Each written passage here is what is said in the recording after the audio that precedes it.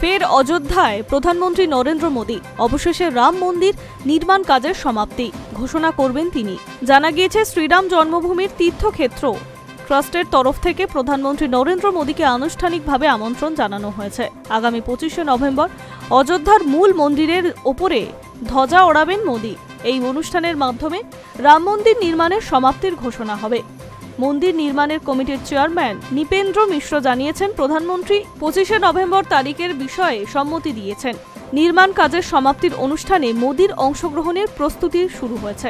মিশ্র বলেন, প্রধানমন্ত্রীর ধ্বজা উত্তোলনের মাধ্যমে বোঝা যাবে মন্দির এবং এর পাশাপাশি অন্যান্য কাঠামোর নির্মাণ কাজ সম্পূর্ণ হয়েছে এবং ভক্তরা এখানে আসতে পারবেন। 2022 সালে রাম মন্দির নির্মাণের পর প্রথম পর্ব শেষ হয়।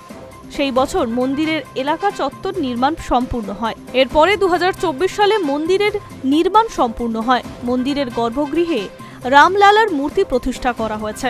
অন্যদিকে দ্বিতীয় তলার বিভিন্ন ভাষায় রামায়ণের গল্পও ধরে রাখা হয়েছে। মিশ্র জানিয়েছেন, মূল মন্দিরের আশেপাশে মোট 14টি ছোট মন্দির তৈরি করা হয়েছে।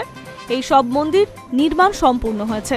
দ্রুত এই মন্দির প্রাঙ্গণ দর্শকের জন্য খুলে দেওয়া হবে। উপাসনার জন্য খুলে যাওয়ার পর থেকে অযোধ্যার রাম মন্দিরে প্রায় 7 কোটি দর্শনার্থীর সমাগম হয়েছে।